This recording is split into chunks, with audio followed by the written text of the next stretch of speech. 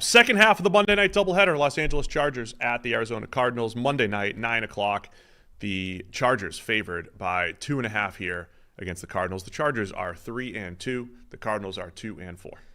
Good work. Yeah, nice. I love that. I don't know what to make of Arizona in any given week. They are maybe the most confusing team in the NFL to try and project what they're going to do. Yeah, those 2 wins where they beat the Rams. Kyler played one of the best games of any quarterback all season. Yeah. And then the 49ers. They upset the Niners. That's as not supposed to happen. 10-point underdogs. Right. And depending on how you want to look at that, they forced a fumble in the red zone when the Niners were going to seal the deal on the final drive. And then, look, the Cardinals made a lot of good plays to win it, but the 2 wins were unexpected. Yes. So, I'm just going to pick against the Cardinals every week. That's probably where I'm going to land. Yeah. I mean, they've had a pretty tough schedule as well when you look at, like, the teams that they played. I mean, they ran Buffalo reasonably close in week 1. It was like, oh, look, Arizona might be feisty. Then they get the win against the Rams, where they look spectacular.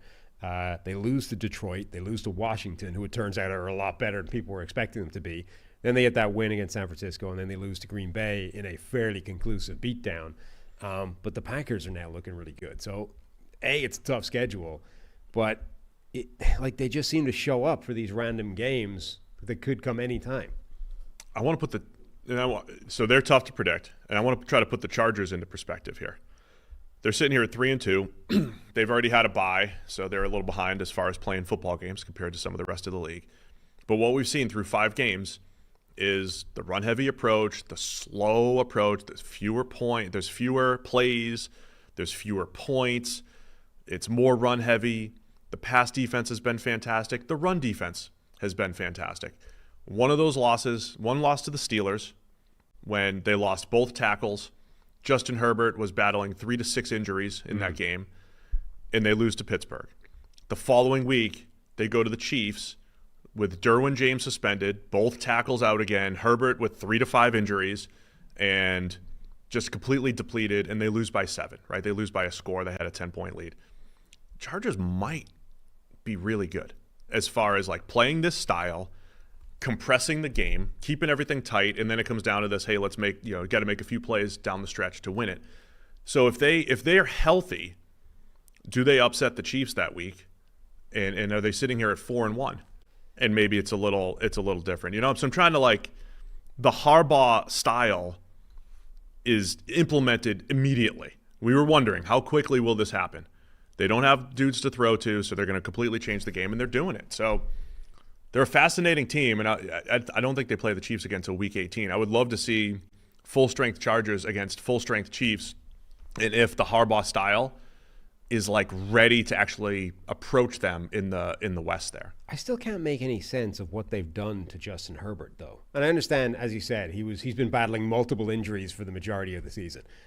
He has at least 1 turnover-worthy play, according to PFF, in every game this season. He had 4 consecutive games to end last season without any turnover-worthy plays, and for a period of basically the majority of his career, has had the lowest turnover-worthy play rate in the entire NFL.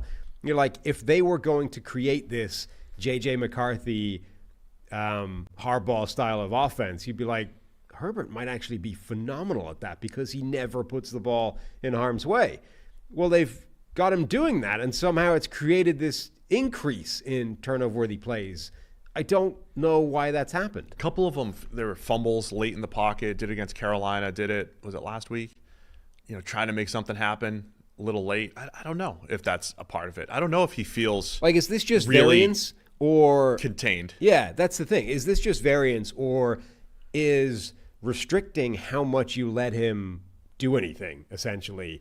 Has that created this kind of dynamic in his brain where he's like, I get 1 shot this drive, I got to do something good now, right? Almost you remember Caleb Williams felt like every play he had to try and make it at USC. Yeah. For a different reason, because he knew that if we fail on this drive, we lose the game because our defense isn't going to stop them ever.